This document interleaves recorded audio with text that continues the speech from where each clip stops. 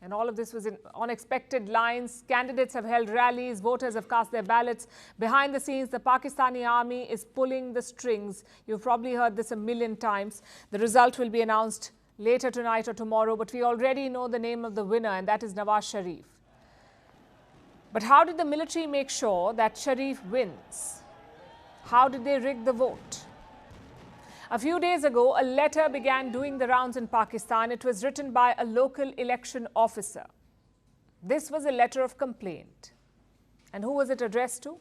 Pakistan's Election Commission. This officer had a concern. The Election Commission uses a software, an election management system. And the system was behaving in an odd way. The officer had specific complaints. Data on the software was being deleted. Some staffers were assigned duties on it. But soon after the records were updated, this data vanished.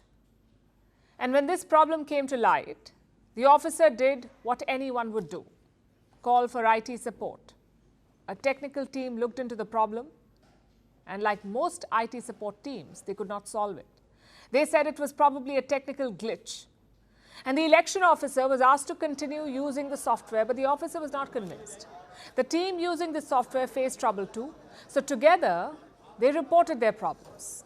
They expressed their reservations. Again, no solution was offered. The tech team asked the election officers to keep using the same faulty software. Finally, this officer decided to write a complaint letter. And we have a copy of the letter. In fact, let me read out a section of the letter to you and listen to this very carefully. This is what it says.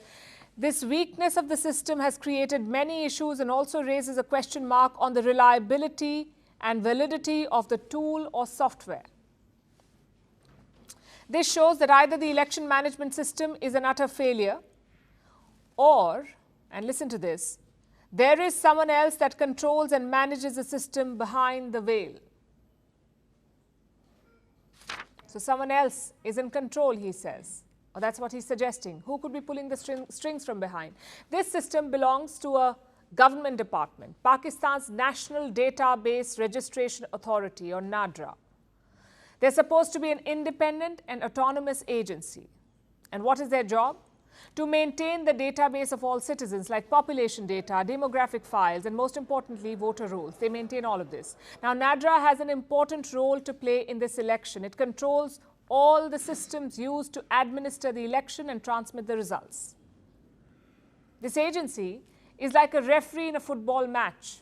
Their task is to call out who has hit the goal in the election match. Now, usually this referee is a civilian, but last year there was a sudden change in their leadership. Instead of a civilian official, a serving general of the Pakistan Army was given charge of NADRA. Which begs the question, why is a serving general in charge of Pakistan's voter rolls?